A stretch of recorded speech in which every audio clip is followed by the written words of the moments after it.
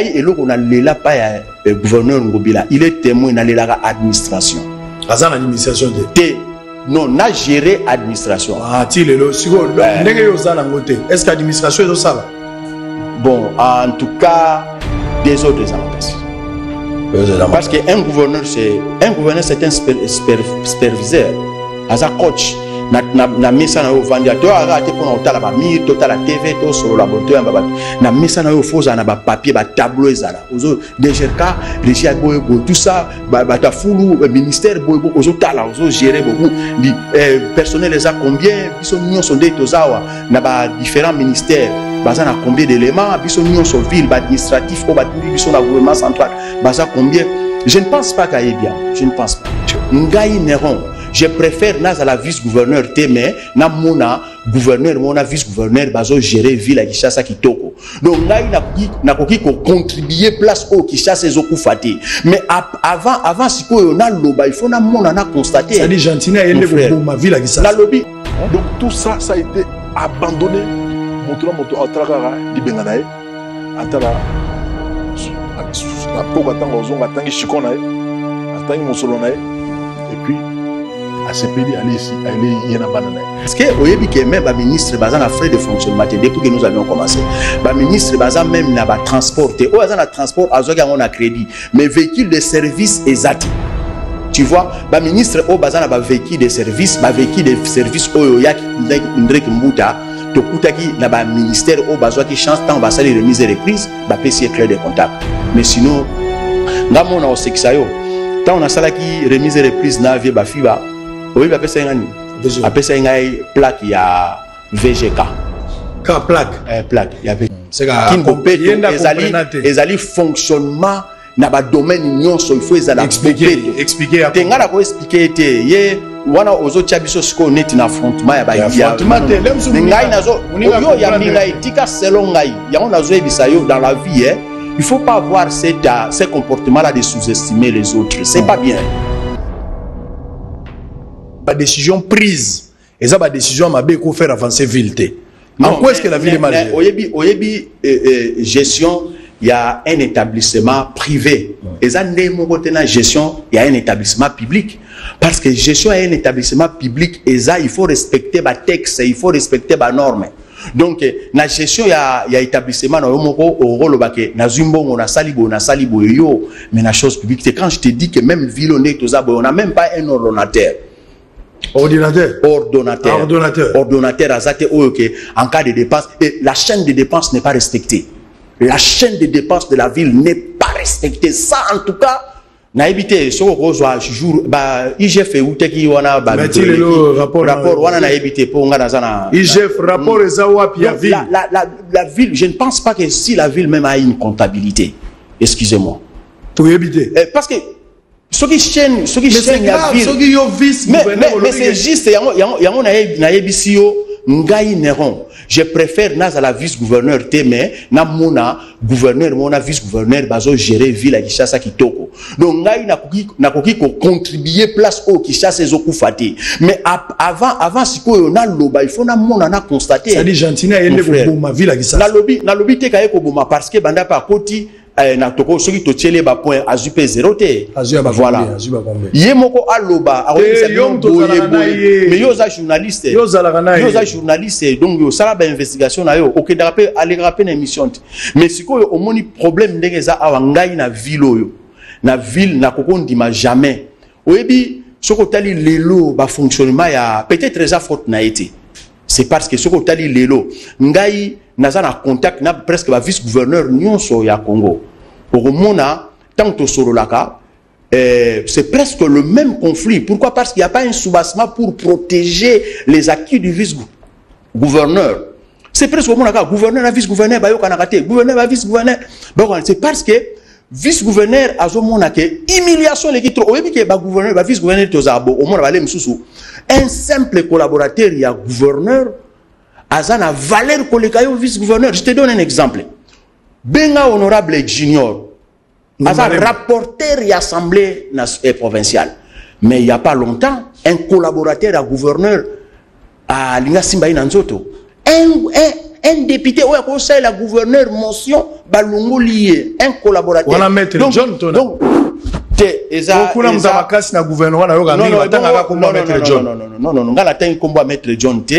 mais c'est pas dit que pour les journalistes aux amakasité, c'est ça le problème.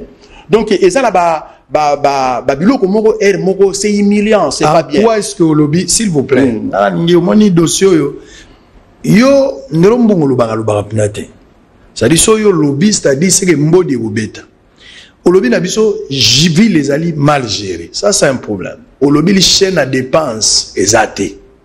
Aux autres douter que comptabilité ça la mangana ville aux autres dimata que comptable azali.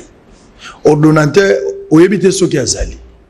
Tant aux autres sanga que ville les a mal gérés. Na tunyo question moko biloko nini ya malamu oyo proposer gentili maboya ko yo katolina yo. Mais nako proposer nini tango déjà mutazo soit ba décision yemoko. Et bandana no fo banda pene bandeliti. Kino no mwana maito abiso de photo génération problème ezali photo vanda to solo là. Oyebi peut-être poser vice gouverneur terre. Oui peut-être poser vice gouverneur. So za vice gouverneur pour mona ndeni ba système et ça la makana hôtel de ville oyo ozo comprendre te ka elo mo esala mi meyo za la kité. Même kaka pona ka ba macaron mona kaka na l'air ya non il faut ba boucler ville ou soit confinement voilà.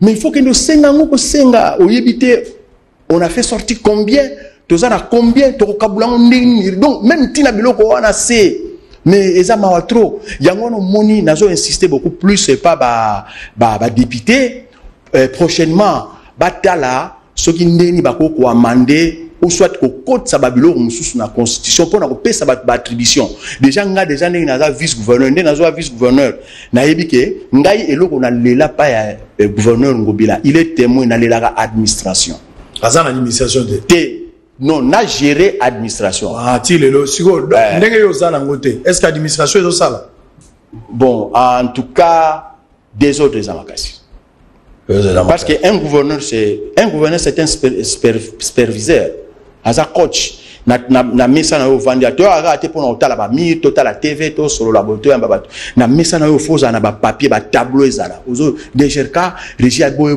tout ça ba ta fulu ministère boy ozo tala ozo gérer bobu di personnel les a combien biso nyon sont des tozawa na ba différents ministères baza na combien d'éléments biso nyon so ville ba administratif o ba tindi biso na gouvernement central baza combien. Je ne pense pas qu'il y ait bien. Je ne pense pas. Tu penses pas? Or, balobi, nga na tanga ki cour moko na organisation des entreprises, baloba ina biso gérer ses prévoirs. Parce que elo mususu ya munene parmi ba grands projets. Vous savez que tant que tozo bandano émission lobi que awa toko tâtonner ko zala ba 20 millions, ba 17 millions. Mais nga na biso comme autorité urbaine akoki ko estimer population na yeo yazo gérer. Parce que population c'est aussi une force économique. Les lois Chine comme Chine d'abord pour la population paix. Donc population autosanango au moni Tanzanie wana akota pana biso combien de fois. Congo Brazzaville basa so 4 millions et quelques. Donc population qui chasse les alliés aux Rwanda, aux Tanzanie, aux Centrafrique, aux Gabon, aux Congo Brazzaville. Pour nous c'est déjà une puissance.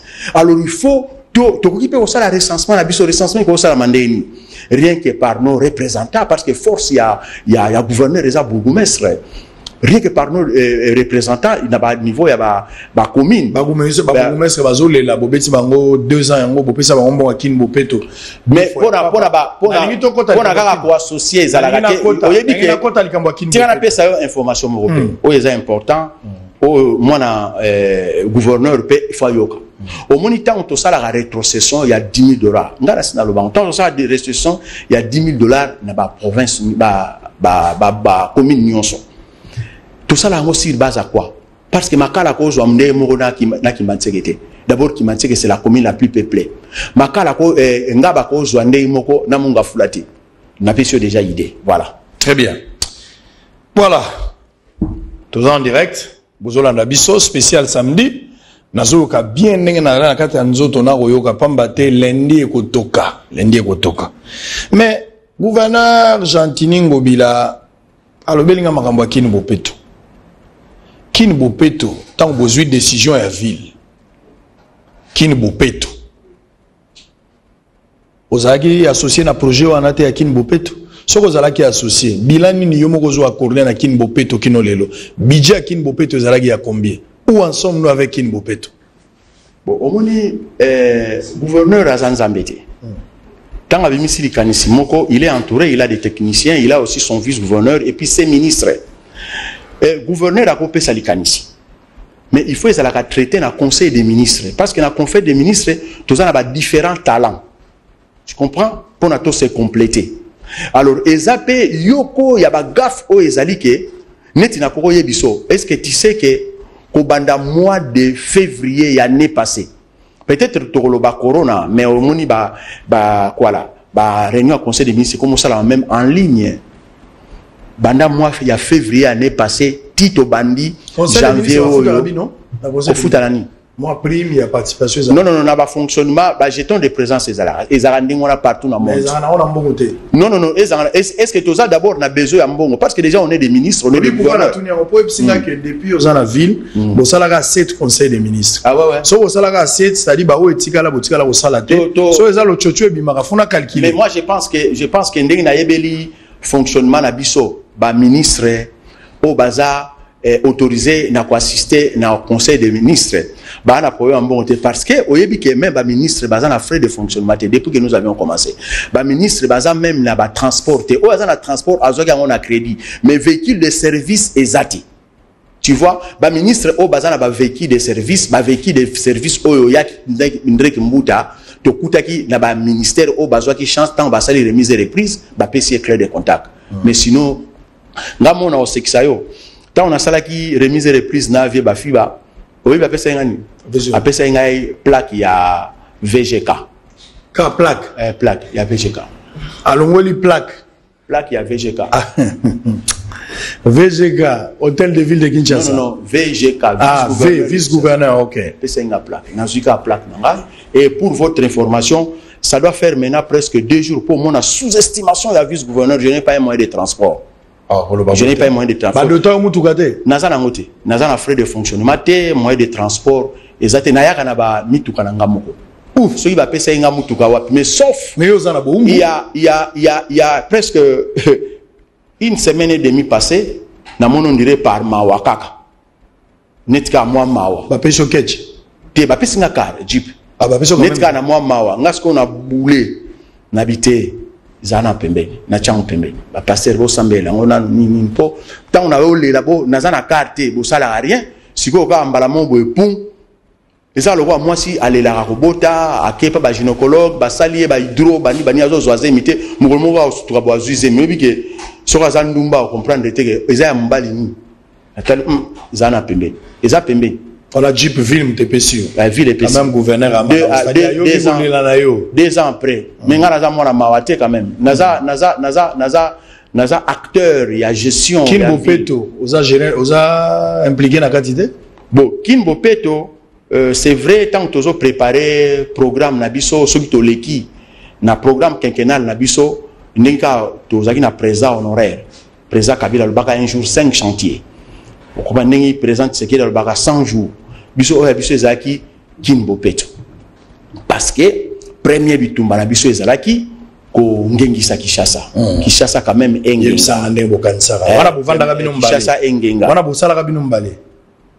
Na biso eza programme. On avait un bureau technique qui allait à campagne.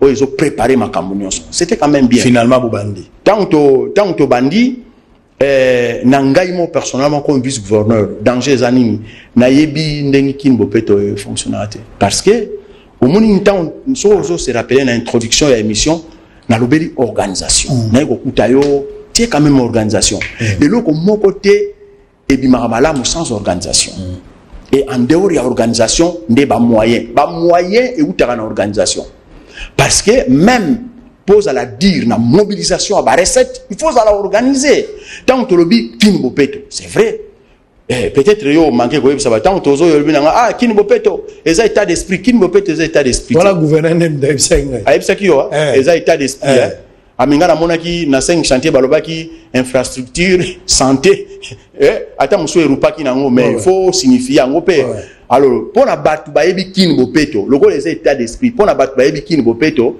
eza propriété mais gouverneur ya ville musala na ezaka bopeto te gouverneur de la ville yé mutu azo veiller na fonctionnement ya ville mon frère même eloko yebi danger ni biso ba gouverneur ya Kinshasa tozana parce que même biloko oyo président de la République aliaka même biloko oyo liaka biso photo ebang nous devons travailler des connivences même avec l'OCC et aujourd'hui même service hygiène et putain tozali bana mike babi pompa pour désinfecter tout ça non peut se le moko combien d'investisseurs auto yambi na matière ya traitement ya ramassage recyclage parce que oyebi lelo qui chasse à tozo produire 10 000 tonnes ya déchets 10 000 tonnes aux statistiques et pessimistes au jour. Donc nous avons déjà une puissance économique en matière il y a déchets parce qu'aujourd'hui déchets comme une matière première. Matière première à Osaranate na déchets beaucoup ça la transformation énergie bimi na déchets. Bangren chimique comme na déchets. Na déchets beaucoup ça la même ba pavé. Na déchets beaucoup ça la makambu ebele. Balobi beaucoup ça la même ba batterie na déchets. Mais ngamo na comprendre raté ceux qui ba investisseurs on a ba yé quand ils viennent, quand ils repartent, ils reviennent plus, ces gens-là. Je ne sais pas. Il y a une organisation, stratégie, un système, il faut ça. Pour nous, Kini Bopeto, le quoi, Batbazoaka, Kini Bopeto. Attends, Batbazoaka, Kini Bopeto, Zali, Kochabo Sotote. Pour Kini Bopeto, on dirait Kochabo Sotote. Kini Bopeto, Zali, Bopeto, il faut la même na éducation. Ça dit Bopeto, gouverneur Gentili a comprendre lelo kin soka yebisa ki que Kin Bopeto eza état d'esprit mengai ayebisa ngote eza yangote. Kin Bopeto ezali fonctionnement na ba domaine nyonso il faut ezala expliquer tengala ko expliquer te ye wana ozo chabiso siko neti na affrontement ya ba affrontement te lemsu ngai nazo yo ya mingai tika selon ngai yango nazo ebisa yo dans la vie il faut pas avoir ces comportements là de sous-estimer les autres c'est pas bien il faut avoir le comportement de considérer les gens parce que s'il vous plaît Kin Bopeto ndenge zawana na Kin Bopeto il y a même pas un programme programme exaté budget pe exaté prévenir que tant yo lobi tout na question alobela que programme alobela que budget alobela que kaka état de changement de mentalité donc boire fulu awa te bon bato oyo ba ezana dans domaine ya infrastructure mon frère nazo lela yango zo mona sona bando lela voire même ko mais pourquoi il fallait ça la bonne comme on l'a fait dans l'Assemblée nationale. Vous regrettez si c'était regretté parce que nazo mimona lac Tanganyika le lac le plus poissonné mais non exploité bat bazo comprendre neronte ngunza webi ngunza bat baye yo poza ngunza évidemment ngunza bat bamona eka zo baza mairete mais makamno ça sala ga resisaka yango zo lobaki na 2006 na pesi na réussir na 2011 na pesi na réussir na 2018 na réussir national provincial Mabal Tiami, n'a la gouvernorat pour réussir. Est-ce que ça va pour Bouzoba vraiment? Très bien. On va revenir à Kin Bopeto, bref, il faut qu'on recadre les choses. Sinon, fiasco. Villa Kinshasa recette est à combien par jour? Oui, va moi aider. Yango na ebisio biloko wana ba traiter on a conseil des ministres. C'est le ministre des finances qui vient donner les chiffres. La conseil même soko tuni ministre la finance. À côté pas koyeba soko tuni ministre à budget recette a yebité soko tuni ministre a yebité parce que le problème c'est quoi na conseil des ministres ndé gouverneur na vice-gouverneur à sololaka na ba différents responsables ya ba service siko niti to solo no boy ngai mongo ndé na za awa na futi pe ba impôt foncier vous comprenez na futi pe impôt foncier so photo yeba période de pont foncier et salami siko na impôt foncier Tozui combien? Il faut te comparer. Donc, fort, si tu par exemple, tu moins ou l'icolo. Il y a un des salaires à conseil des ministres, vous comparer pour multiplier, fort pour. Mais ayez banité. Sur les plans chiffrés. Yo, ozaï, pour n'a fallu tout naïe. Mais n'a ebisi ok, ngai na ebité. Alors, ngai yango moni na bakoki ko assassiner Kinshasa tena n'ero présent, il fallait quand même yango lobi que na bula ki ngai ba associé ngai na gestion. Je suis en train de pleurer. Kinshasa ezokufa. Kinshasa ezokufa. Pour moi, très bien. Pour ngai on va revenir, on va revenir. Bon. Ogo le kampaka na bilamba me na bitendi te. Zali solo photo expliquer rabat. Yo mona muta vandi boye.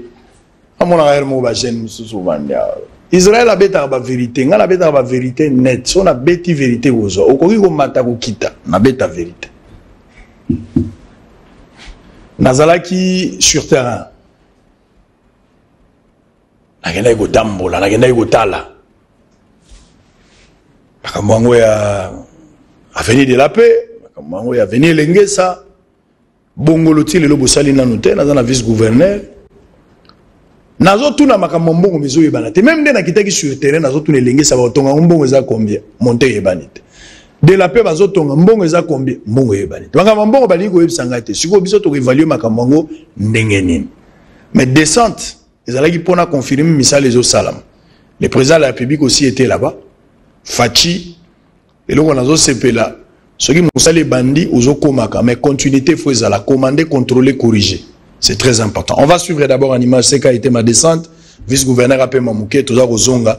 Si vous avez une pétition, avant de Zando, posant de Babougi déjà, et puis vous avez une pétition, dans le peine de la paix avant de terminer. Les Kanga Nanyonso, Nandimi, Bretel pose en Nandimi. Nandimi. Obanda Kala, Nandimi à solo. Mais aux Opola Lelo. En image, on se retrouve après.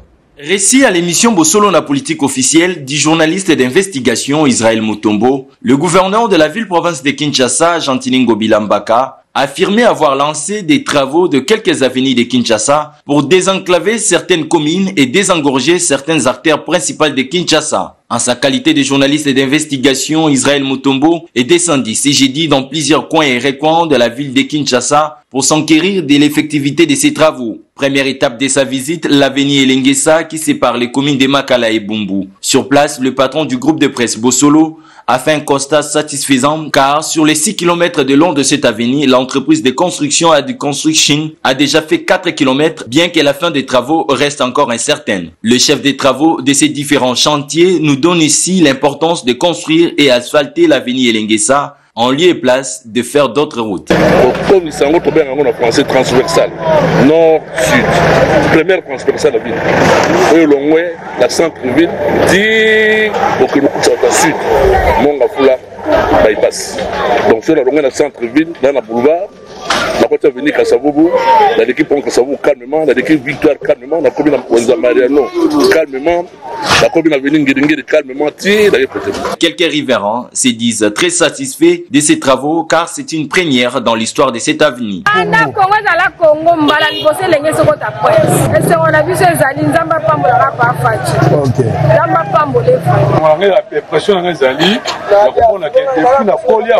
C'est ma toute première fois.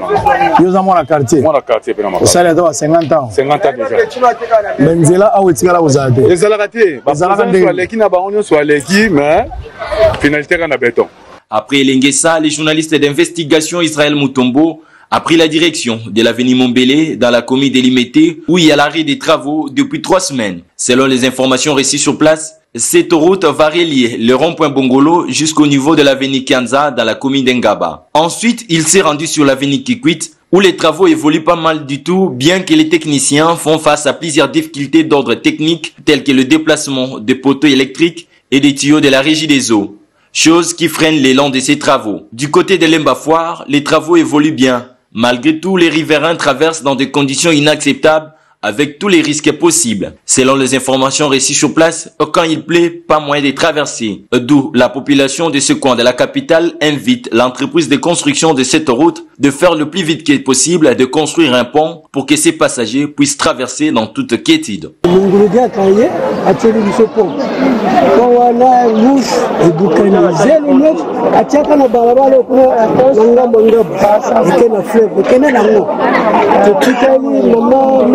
Jaga député allé à sa émission comme un peu.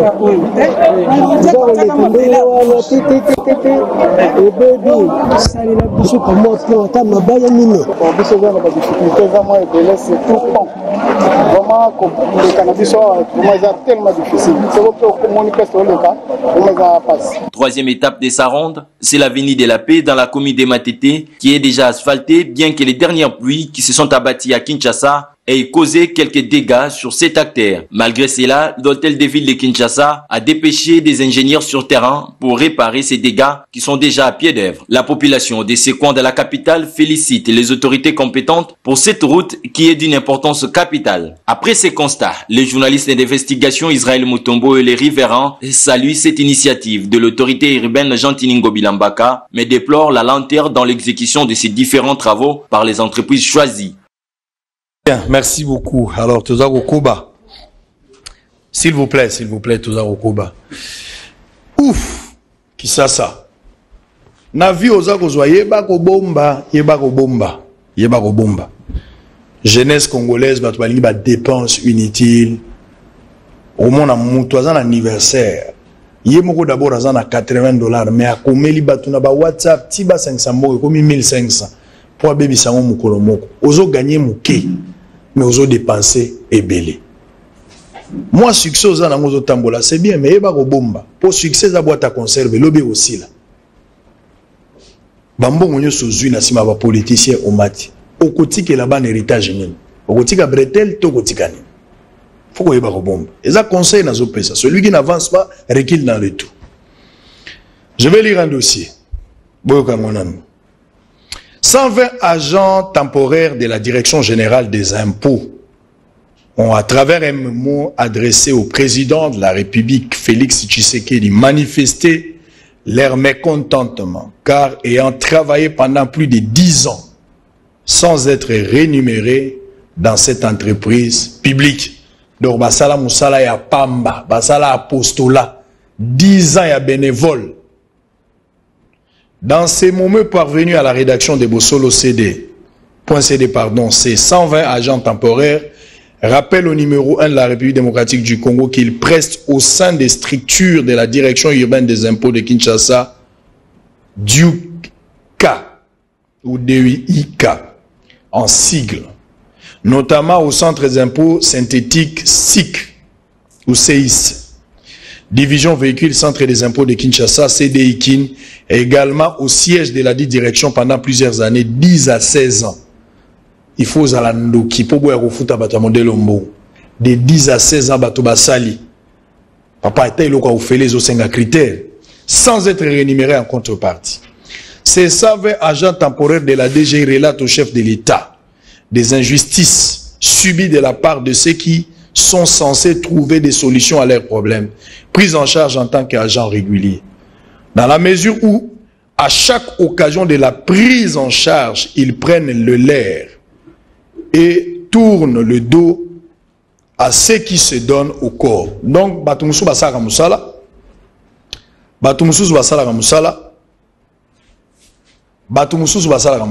mais ce qui est commis pour un avantage, ils vont récupérer plus de bateaux et bango. Bon bateau bazangi bateau na ba entreprise wana bango ba ko suka wapi. Et ça la pas si. Âme et esprit pour le bon fonctionnement des services, et c'est en dépit de leur impayement et leur statut inchangé, temporaire, depuis plus de 10 ans.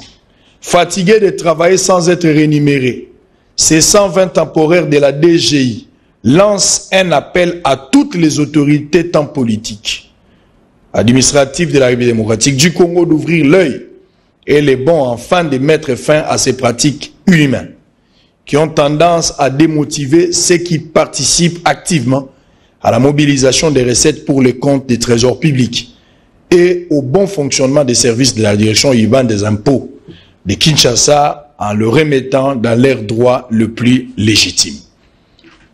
Ngalaza sango na kolingate bato basali mosala na bango bazali futate basali 10 à 16 ans ba servir mboka mbongo eza kokota l'état azoloba pe ke nazana mbongo temps grâce ya bato basali mosala na yebi ke na verbe tolobaka ndako nyonso etelemi eza na bato basimbela ngo potopoto mbavanda kuna te mais bokanisa quand même bato batiaki makasi na bango pendant 10 à 15 ans pour bino bozwa mbongo na ville ya Kinshasa pour bozwa mbongo na compte république bofuta bato mbongo na bango bozala sérieux payer à ces gens leur argent Ça sera quelque chose de très bien. Honorable vice-gouverneur en même temps, Nero Mbungu, Mfumu Abanga Moyo, Zalibe Ngunza, Kingunza Kingunza. Pétition moko vous allez traiter lundi contre Godempoy. Liboso et Ngagoya, ça l'a raté. Finalement, tout les solos au banda lundi. Aux vice-gouverneurs, attaque au Makambuya, Kinibopeto, ba informé yote, attaque au Makambuya, gestion à ville, administration, ils ont échappé yo. Au sali des abapes sa komo tugate ba uti opesoga sikoyo ozana manque à respect ba kozolo ko l'étiquette na kati ya gouvernement wana nandimi mais nini penza ba député bazo reprocher monsieur Godempoy. Bon c'est vrai lobine na zaï député le na gouverneur donc ceux qui zalaki bien de les tuni ba voilà ba député mais si on a besoin intervenir parce que biso to avant to koma ba gouverneur surtout ngai na zalaka eli na mboka te na province te na Kinshasa to sala ki ba province ba ebi ke to yaki pona ko défendre pe pona ko sala siko danger comme pas na ngani na zaki na lobaki siko comme nazo sala yango siko na mona danger on dirait nazo komi assassiné. Tant on a tali pétition on a retenir kama kami balengai ya liboso balobi président Godempoy aza incompétent pona incompétence bolongolango ponanga pona incompétence bolongolango je pense que pona ko raconter moi likamuke public yo ka surtout ba kinois ba député moko surtout ya FCC a contredire ngai na ba effort o nkayo nazo beta toloté mais son na sala quand même fona lo ba poso na lobité bat baroye baté pour lui bat baye baité que naza na gestion en ville ba naza associé na gestion en ville naza pour beaucoup même l'installation à bureau wana naza pour beaucoup. Je te donne un exemple, excusez le on a dévoilé ngo vieux sapou Kalimas vieux sapou ce qui tia kufaki na sama belé alinga ngaité parce que na élection à bureau wana ngana ki télé Santana bato ba ebi télé Santana té à eza lokola Ibenge voilà député moko ya FCC a contredire ngai ba yebi parce que tant que ça la composition il y a bureau et quoi accompagner biso ba gouverneur c'était comme ça parce que même tant on vient Laurent Akeina Jekoko ba ipe na composition à bureau na bango biso composition à bureau na biso satire wana moni wana c'était pas prévu président Godempoy azala président mutelinga azala président c'est Jean Goyi Mvuzi actuel ministre de la finance. C'est parmi batu oyo balobaki pona lobaka ngai te c'est pas bien que na guerre auto kutana parce que toza ba bilombe na assemblée so par exemple to leki toza en face na ba vieux Laurent en face na ba Rifem ba Yambudila en face na ba Jekoko en face na ba Deps Malungene en face na ba Magloire en face na ba Twebele donc il faut tous en un bureau et ça soudé ou et ça au service et c'est aider biso pour que ce ministre bazo ça la bienté par les bail à sanctionner bango pour biso tous soit vie sauve parce que ba te belé ba gestionnaire belé ba télélone na comprendre so za gestionnaire il faut tika apparemment ça la musa na yi et ça la bien pour ba ministre azo ça la bien toi azo ça la bienté dans alors il y a contrôle. Mais pour la le président Godin la pétition à incompétent tout l'ongulango wanati incompétence on a personnellement l'intimité mais réclamation na bango ezali mauvaise gestion traitement à bas dossier et pour ngai maintenant je me prends comme député parce que ngai ce qu'on a un avantage naza gouverneur pe naza nani député parce que ngai dans un compte à la circonscription nga o ezapika na si parce que la carte de pétition na moni même suppléant na yo a remplacer yo a signer pétition suppléant na ngai a signer pétition c'est-à-dire yo yebi na yebi eza lokola yo signer a signer qui pétition on a parce que yon d'autorité morale organe ya contrôle egoyi kozala na se ya organe ya exécutivité on comprend organe o ezo contrôler ezaka toujours au-dessus et puis organe exécutif et comme sa autorité morale qui avant que parlement ça la likambo, il faut se référer na ye. Là moi je dis non, non. Raison pour laquelle na kotala makambo la nyoso ngana biloko la nazasu na parlementaire. Aye ko yebisa ngatande makambo le kaka omona to kende banquête, donc to interpeller ministre to yeba ba vérité ndenge ni vie les otambula. Omona président Godé azole kisangote. Yango ba député sko balinga yeba pona nini alexakati. Président Lola Godé pour azo protéger ba ministre na Chantini Ngobila. Ngana ngana yebi na ngate pongai ndé na zaboye. Et le parlement baza conscient et le parlement ko interpeller nga pour la gestion et ça te yango pe na sepeli toyoka et puis souci na ngezali parlement a comme un niveau na ya contrôle sans complaisance. S'il faut sanctionner, à sanctionner, so biso pe ba gouverner to sel mabe à sanctionner pour le bon fonctionnement. Wana zolo ba po yo zo partager gestion na Argentine. So yo zaki na kati. So ngala zaki na kati. Nalengana se placer par là bat banga ba juger souci na ngai pour le développement Kinshasa. Nini yokana ko sa pour na Kinshasa? Ah mais programme na yo pena pour Kinshasa. Mais mon frère, wana e ozwabi so émission. Très bien. Tozongela. Ozwabi so émission. Tozongela émission. Ya munene au risque bat balo bake bambition na ngeza na za la gouverneur te wana te ngai na vice gouverneur. Alors sikoyo pour la nini député na ngai aza 17e nom tant bat bazota même na ba réseaux sociaux 17e nom sur la liste wana député na ngalo. Alors maintenant les gens doivent se poser des questions. Pourquoi le monsieur qui a remplacé le vice gouverneur à l'Assemblée provinciale a signé la pétition? Parce que ngai mo pe naza pour tout monde clair parce que ngamo déjà un exécutif na mo na clarté ma mozo tambula bien te.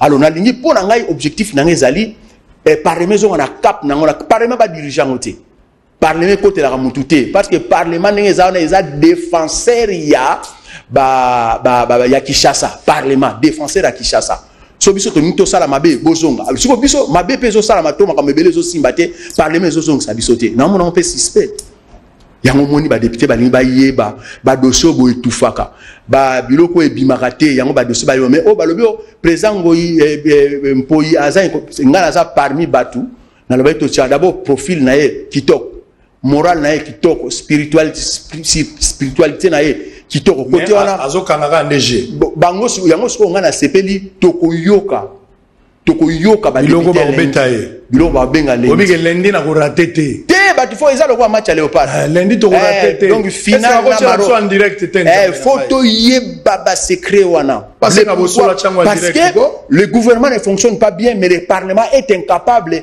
d'interpeller même le gouverneur pour savoir pourquoi est-ce que le gouverneur n'organise pas les réunions des conseils des ministres. Pourquoi est-ce que le ministre n'ont pas de frais de fonctionnement? Pourquoi est-ce que n'a pas des autres raisons les cas est-ce que parlement a qui commission nazandu makambazandu est-ce que parlement parce que makamususu il faut que à niveau et assemblée provinciale c'est ça le rôle de l'assemblée provinciale. Donc, et la personne qui contrôle il faut azalaka au-dessus. Mais curieusement na kati ya liste wana bato ba signé namoni je kokwa signé te. Mais ça peut parmi les députés, pétitionnistes, mais aboy ko signer. Eza stratégie pétition balanda mutuna mundu kité na sima. Pétition balanda mundu kité na sima. Djeko ko aza grand parlementaire, aza parmi ba grand parlementaire. Nga na loti ba ngimba longola yo. Nandeni. Na loti ba ngimba longola yo, c'est-à-dire na mécanisme nini faut na yeba. Ba député ba ko tika Godé mpoyi wana na monyango na ndoto. Ba ko tika ya parti ya ndoto. Mais babaluke liyo ça dit balata yo pena yo kuya mais bazwa moko ya ba députés provinciaux aya ko remplacer na loti ngona ndoto na zomi tuna ngalo bi oh mais député ba solo la kapé na enono munguli kambongo yo kusani na moni député moko ya pembe a uti lokola côté ya limité na échangeur zo ya mbangu wana kana kati ya ndoto na zotanga oh mais iye ba solo la kapé bien pro mais ko uta wapi na moni ngana za mutu na bomba to moni ba ndoto na biso ya takate na moni complot moko contre you. Ezambo na surtout na ndoto moni ndoto etali yo tezanga mutuna lotaki so lingo comprendre ba sentiment il faut l'otaper lokola ngai mais pourquoi j'ai kokomuluma na pas signé okoye baba raison qui na lingina limbola yango parce que lobi na zaki na émission de Kozule alobi na ngai ke eza na opération moko bazo ça la pétition mystique contre le vice-gouverneur et na yebi oyebi ba négociation ezosala. Moi je suis parlementaire, je suis en même temps gouverneur.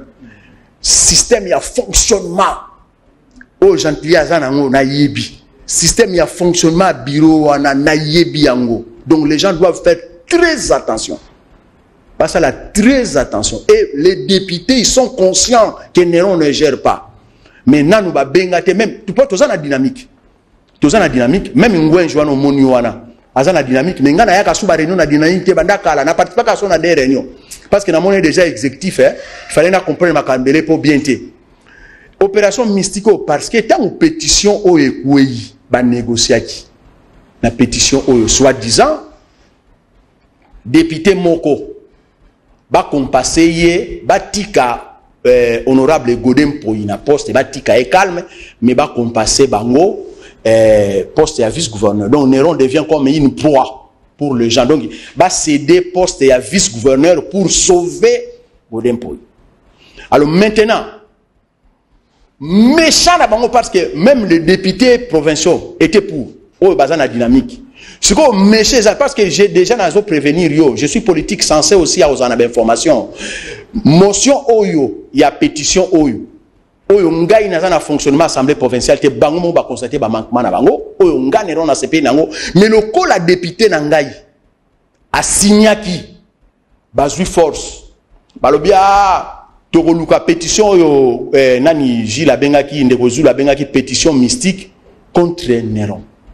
Mais or, tout en sachant que le gouverneur est belé, il a pointé pour la loi électorale. Il faut changer. Système on est fait. Au début, il y a un gouverneur. Alors, il y a des élections en 2018. Il y a député national, député provincial. Il faut pour la place. Mais si on est sur voter un vice-gouverneur, si on est sur gouverneur, on a droit on a ligné la poste. On a perdre tout. Donc, on a commencé à aventure. Donc, tant qu'il chasse déjà, on a perdu. Parce que même Gentili, il n'a jamais été élu à Kinshasa. Il n'a jamais été gouverneur. Non. Il a voté à Kinshasa. C'est Néron. C'est peut-être prochainement. Il te doit du respect. Ngai compte à rendre na Kinshasa. Par rapport à même ceux qui Kinshasa n'y ont sauté même dans la circonscription. Par rapport à ouais, il y a voté na Maïndo, mais même tout le comme la sénateur kuna. Donc Gentili, ceux qui raté na wo, ozong anaye, ozong anaye. Mais il y a aussi qu'on a interpellé biso bakino. Nous devons faire très attention parce que nous avions quelqu'un à passer il t'a imbéré awa, Toé Makamba Salaki, mais il est sorti député national, il est sorti en même temps sénateur. Donc nous devons faire très attention. L'électeur, il faut pas voter à bien. L'électeur, il faut pas voter à bien. Est-ce que vous pensez... Et par contre, c'est quoi? Technique, il va gouverner bazanango. Tant à côté, na gouvernement à côté 10 ministres députés. Ce que 10 ministres députés, mbaramoko ba suppléant ba député wana, ba remplacer ba on appareil. Donc pour le gouverneur, c'est déjà une force. Pour ceux qui vont interpeller au ministre Moko, au gouverneur, député on a atteint détournement, assassinat ni ba député wana ba ko céder pourquoi ba ko céder pour ceux qui ba céder gouvernement et quoi ba ministre wana ba zongi bango ba ko ba chômeur la moni mutam yango ko mona parmi na ko citer le yo moko un jour moko un jour yango na zo tiaba na Kinshasa en témoin parce que ceux qui ba remplacer ngai pas honorable Jekoko Mulumba. Donc, mais lobby de Kozula Tangenga Komona. Mais donc, Ezali n'a pas par mon incompétence. Donc, Ezali par rapport à ma calcul. Donc, Ezali là, Boma Zaïroa Tikanyoka. Donc, moi, Néron, je deviens Zaïroa. Boma Zaïroa Tikanyoka. Donc, Tika Godem Poyi, Boma Néron. Voilà, bah, j'ai un y a Gentini. Naebi Nangati. Mais Nazo, c'est la bango. Tala Ngana Mbiaka. To gérer qui chasse mais to l'équipe battu sur la maille l'été. Toujours gérer qui chasse va passer biso confiance pour baza bazobati. Ngana mbiaka assemblée provinciale on n'engage fonctionnaire na ebi. Gouvernorat na parlons même pas na mbiaka ya on a ebi sio. Quand on a l'équipe émission no boy au monde va outil na petit mo baba no ba n'importe quoi. Je suis une autorité et pas n'importe. Nazo loba pour na ko sauver Kinshasa. Et je préfère ne pas être vice-gouverneur mais voir Kinshasa bien géré. Et là, moi, je suis allé sur 2 jours passés dans l'année Zakari, dans Facebook comme ça, à la Côte d'Ivoire, à Zoloba, Ndengini, à mon Côte d'Ivoire. Pourquoi pas nous? Ok, na Dar Salam, à l'équipe. Ok, na Bangola, à l'équipe. Dis, ça c'est quoi ça? Kitaka un aéroport, même un étranger mon bonamoy. Yaka na Air France ou bien na Turkish ou bien peut-être na SN. Koya na Ethiopian parce que l'Ethiopian boko manamoy. Déjà parti la Kinshasa na banomo na miracle. Dit même babilo ka mikemke to ko sala te ko longola ba camion to sala te so. Mais ngane na force on a te. Na oyebi ça par exemple. Ville à Kinshasa zo gérer ba carrière nyoso mona ya mabanga ba zelo. Ville à Kinshasa mutajera ngo. Donc to ça na pourcentage na ba carrière wana. Tous un pourcentage de la carrière. Mais la ville est incapable de rejoindre même Batou Mouelon. Batou Mouelon, Banga et Ratakawana. Qu'on boit quand même des places en attendant les grands travaux. Ngaï Moko Ebinde Naza, électorat, n'a des assassinés. Naza même incapable. Il y a boire quand même Banga, Kobanda Bak, ou Tiriflar, Kobanda Likolo qui s'est sorti comme Matakuna. Je suis incapable. Même ceux qui n'ont pas d'expertise, moi, n'a l'obésité. Gentil, et Talingaïté, Yemoua Ebile. Pourquoi? Moi, je ne suis pas un affairiste. N'a pas ça l'affaire dans la ville.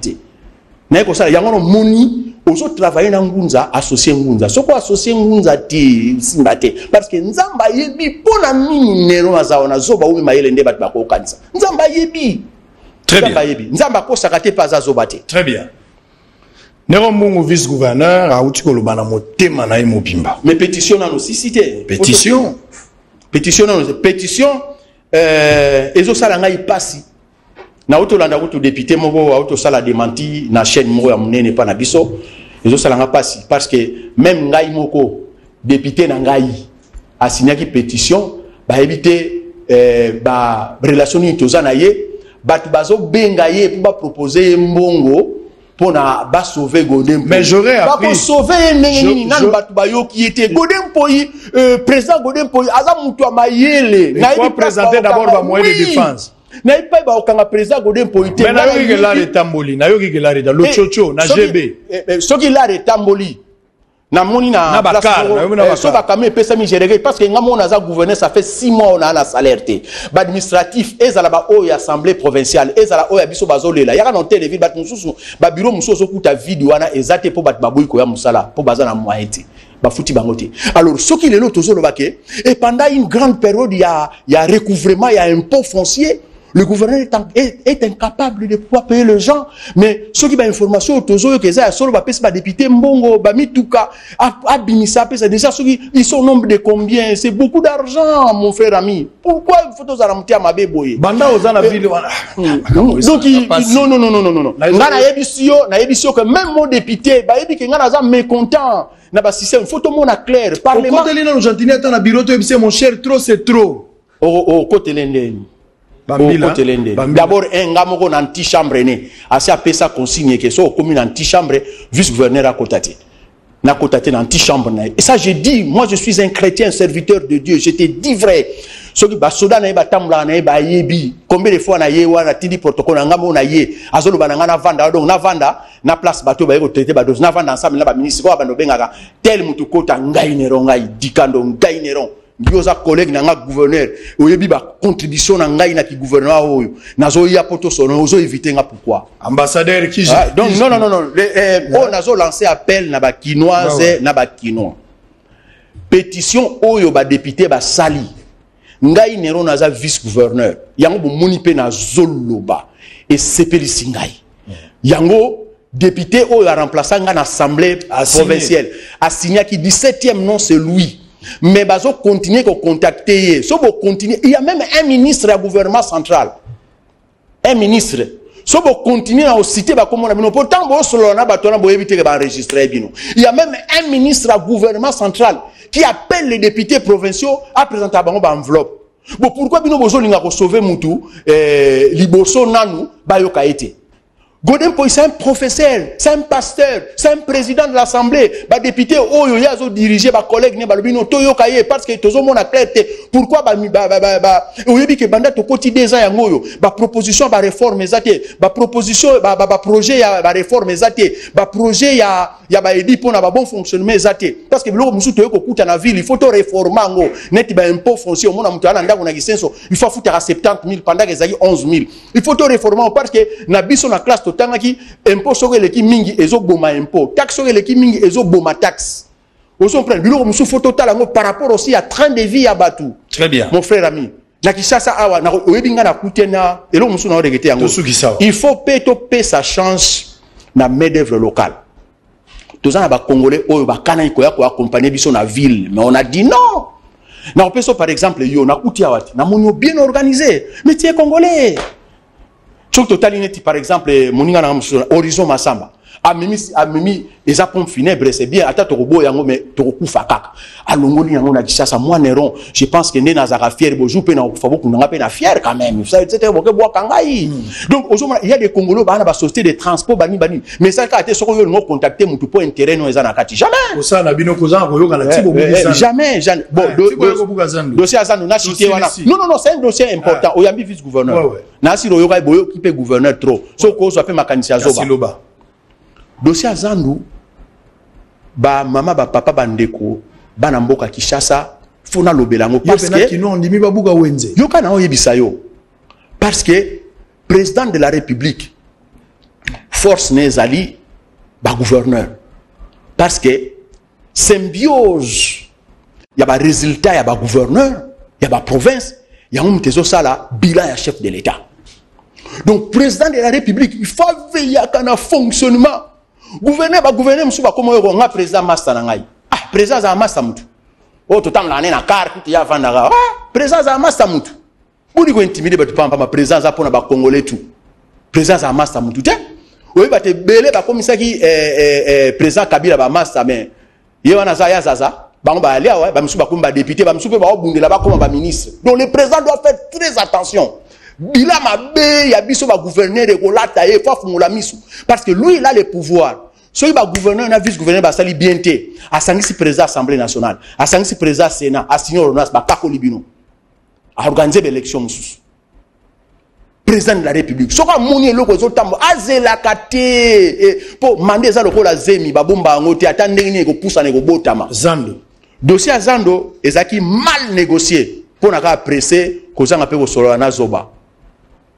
Parce que dossier Zando mon frère ndeni ba marché et zalaka gérer na biso ba auto zo gérer au sala appel d'offre yo ville pouvoir exécutif au sala appel d'offre na likambo mo songolo ozo sala net ndenge zaki Zando ville ndem ta sala appel d'offre na ba entrepreneur que voilà na lingina tonga Zando na zana ba moyen na ngai na lingina tonga Zando ale na lingi ezala boye ale boye la ngai ba prévision na bino siko na kotala yo kotonga na qualité on a pris on a dit le prix yo ezala abordable mais travail moko propre nde wana ville sali appel d'offre mais na makambo Zandu ville azana likonda te ville azana mbongo ya kosala Zandu te parce que kosala Zandu nde na monaki na ba information na zoki soit 40 millions ou 52 millions pour na kosala Zandu wana sikoyo mbala moko soki sikoyo ozui mutu moko ayena mosolo na ye ngala lingina sala Zandu mena ko récupérer ngo boye na bambula boye après na tikeli bino wana sikoyo ville a signé contrat na mutu wana bayer wana ville a signé contrat na ye tant ville a signé contrat na mutu wana ville a eu dossier a kenango na direction générale des contrôles des marchés publics.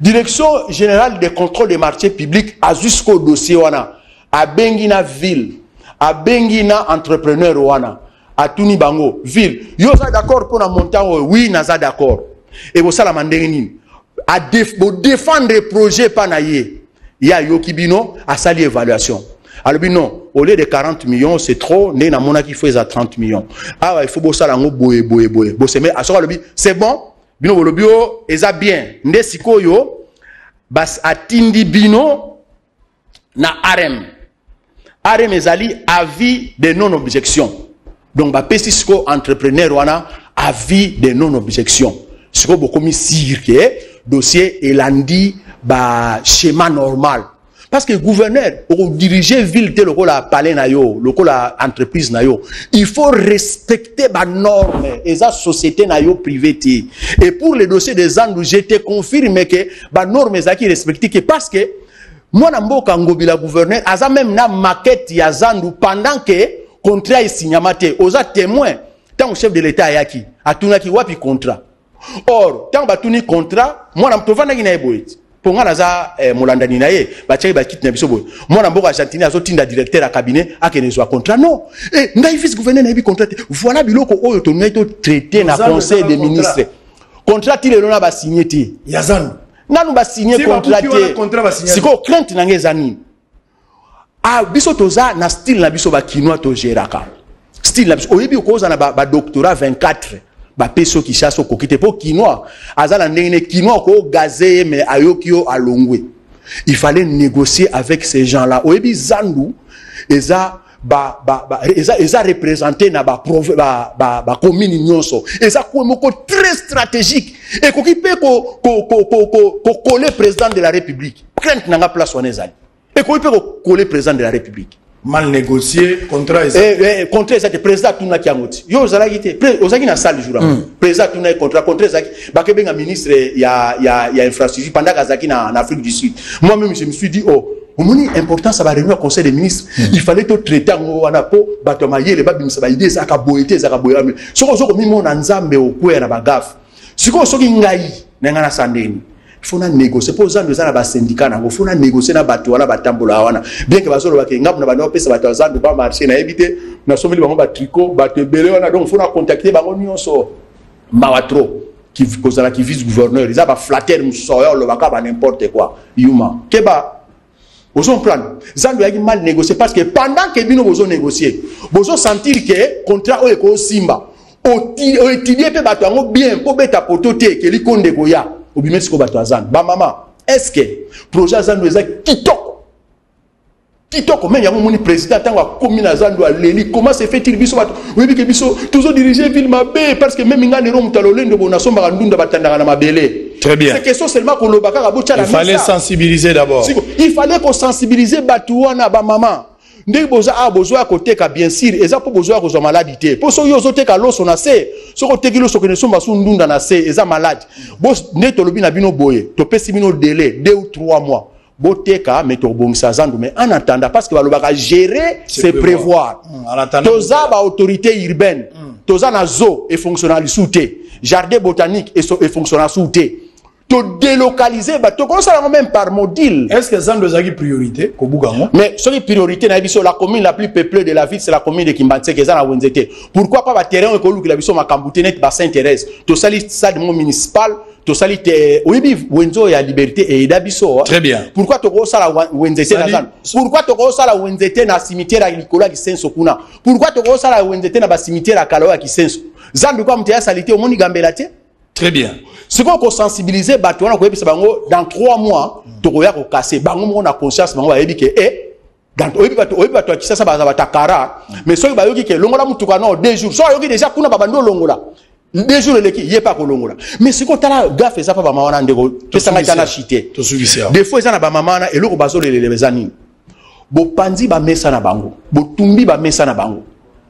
Au lieu lobby boya ko banda. Il y a 3-4 mois, par contre, ce sont des commerçants. Il y a aussi des microcrédits. Où il peut s'abattre, bateau bazan accès na ba banque te, ba kina na ba microcrédit. Neng ba mama wana ba papa wana, bazu ba nyongo na ba finka, bazu ba nyongo na ba boa na ba pro crédit. Yo yeka mbala na tongwa yeka mbala moko, mais ça ba tumbi bo batu. Ba oza très mécontent. Très bien. Très mécontent. Alors yango no moni, mais je suis mususo ba gouverneur. Ce qu'on gérer bien té et koki ko lata na suka. Très bien, chef de l'État. Donc il faut sous gentiment manga mais mine sali. Ba gouverneur nyonso, biso nyonso to gérer. Faut to sala ke ba chef de l'État. Yozo gérer na autant. L'amitié na kati. Et ça problème té parce que ceux qui na lobité et ko lata ngai. So ba yango ba lobaka biso ba kinwa soko moni ndoki belela. Oyebi mutu moko yebisa ngai boy. Toujours so to zaina honorable Denis Kambai. Abi menero azo sala buzoba. Bazo kana tena janta pourquoi? Il fallait vendre un étivier ba fiba. Azela ka ba chaka mo bani tout ça bango ngai na van na yaki na bureau po bango bazo sala ngana zo sala te po bazo ngana yaki na mbalala ngana yaki mamba kisasa. Très bien. Tant ba électeur ba voter ngana pesa bango bon. Très bien. Et puis pour terminer ngina lo baboy. Bateau émission nengeza boy. Oyebi vérité ba mbolo ata pour rien pour la kisa mutu ke ngana linga ko asa la contre-attaque. Na orié bango trop. Ce qui bolingo sala émission moko contradictoire par rapport à émission biso toye ba prêtre toya otuni oyo et puis na fongoli yango na ba chaîne tout na bandinga nyonso. Très bien. Merci. oyebi ke so ozoswana na moto kozala presa kosisa maloba te koswana ekoumela. Mais ba député provincial la musala na bino mutu a intimidé bino te. Très bien. Tozaki na gouverneur mo awa a gérer na ba député nde ba géraki asali kutu na parti politique na ye. Mais abimisa ka ta député mo côté ba député provincial so na ndaku blanc moko aleki sénateur aleki député. Plus blanc. Donc tozaki na gouverneur ba tuté. Voilà. Blanc, plus blanc que neige. Lavé dans le sang de l'agneau, j'essaie. Oh, oh, blanc, blanc, blanc, blanc, plus blanc que neige. Blanc, plus blanc que neige. Lavé dans le sang de l'agneau. Je serai plus blanc que la neige. Oh, tout le monde a maboko, tout le monde a maboko. Jaman, bien. Raphaël. Très bien. Merci. Jaman. Sapeti na ngatu Machebo, jubo yo aga lo CB. Tambula Muntanda, Balimba Boma, lac Tanganyika. Très bien. Le lac le plus poissonné mais non exploité. Chateau Silisa. Vrai ou faux ou tu vois Sangaya que marché à Zandu ils allaient mal négocier et puis il est là contrat bas signé dans vrai ou faux? Kitoko. Vrai ou faux ou tu vois Sanga awa Jantini azali mopimi banda bokoti mosala tilelo na gestion nyonso baza ko boya ko associé alors que ozali collègue ozali collaborateur te. Vrai. Vrai ou faux ou yego Sanga ke makambo ya kini bopetu selon yo Jantini a expliqué qui m'a bé. Et ça makambo état d'esprit il faut ça un programme, il faut budget, il faut ça détailler, organiser aussi. Vrai. Vrai ou faux Singa que ville ya Kinshasa ils ont un organigramme te. Vrai. Vrai ou faux Singa comptabilité la ville ya Kinshasa ses alités, chaîne de dépenses ezo emanate. Tokos. Vrai ou faux Singa que mwandambu ya ba député bazali proposer même na membre du gouvernement central où yazo tchalo chocho pota somba conscience ba député na maitali pétition pour que babwa na bango balanda détail ndé na lobeli. Vrai ou faux yebisinga ke ba ko lingelo boule plan mystique tozo benga ngondenge ndeko zula benga na plan mystique ba ko lamba pote ba tchaje koko na place na yo yo bima perdant alors que yo boya nyonso olandaka vila kisasa soko tikala na yo. Vrai ou faux? Bachor. Vrai ou faux si c'était à refaire aux autres regretté nengo comme vice-gouverneur fallait que la députée lui ça non musala bien. Il fallait na mutoto ngaito marché na vrai. C'est vrai que na regretté. Vrai ou faux singa 2 ans o yatakar ba pesa yote ozaila humilié o yaka na bureau kotala ba miri ya pamba ba considérer yote même dans anti-chambre la gouverneur a ozolo la batuni son nzoko oza ba collègue bino no kozaki investi na même ordonnance. Bayo ki inde na lobi. Vrai ou faux oyebi singa ozala ba ambition ebele pona ville oyo mais malheureusement pona yo ozi collègue oyo azo comprendre vision te. Tozana ba ville mi balete tozaka na ville moko biso bana Kisasa soki tomoni ville na biso ebando pusana omoni osala biso belela omoni ndoki ya mikina o type oyebisanga ke bela samba o type sanga pe différence ayo na Gentini ba pona na Maindombe yo ba pona na Kisasa yo mtu ana intérêt plus na Kisasa par rapport na ye. Mais c'est vrai parce que ngaso na échoué na okene na maduda te ou bien na chela et ako vider na ya ngaso ba voter na Kinshasa te na okene pe ko postuler na matadi te so Kinshasa voter ngate beko ngai ba voter ngaka ka yo ba mandat na nganyo sote na zongaki okebisi pe yo moko yebi ke okebisi pe ba député okebisi pe mo ba tumo boye ba o ba ko sali sur la après mission yo ba o ba o sala ba mission pour na ba continuer na chemise mais ba Gentili tozo libanda salon chambre libanda salon chambre batu nyonso bazo pa na biso ce sont nos collaborateurs. Très bien. Ceux qui au contredire ngai ya na be preuve que o alobi eza boye mais na olinga ye mo wa sala o me batinda batuté. Très bien, merci. Alors on a fini pour aujourd'hui, vous avez suivi par respect. Par respect. Boyoki na tindi porte parole. Boyoki ki ngunza ndenge lobi mfumo ya banga moyo nerombongo abeti abu porta na motema na ye. ça dit nenga lobeli boyi hein to raté hein biso tozo raté ba occasion belé pour na Kisasa donc ce to landeli gentini na suge loko ezala te jamais place moko on a comprendre que ba o bare Kisasa ba ko changa témoin na donc boyi no kozala complice ne bazo bare Kisasa impossible nde uti songo bi Kisasa ezokufa Kisasa ezokende témoin yo mo même na kokota no wa pour na kota na bureau no mon ka bagata te na moni et puis bo longola so Kisasa bo peto bo longola ba fulu na ba collecteur et après il faut que tinda mutu ke longola ngote est-ce que bozo mona te ke so bo longoli ngote kaka ba bo sama no sala musala le bilan échec ya ville les ana mutu argentini na mutu na hôtel tu vas juger par rapport à langage nangai. Très bien. Bosolo Sili, merci. Joël Nzampungu. Au moins que Bosolo est bien. Avant chef face à l'élo à tout na rayo. Tout n'a pas précieux, ou tout n'a pas roublin. On aura besoin de souffrir. Nous aurons besoin d'un vice gouverneur. Natiki.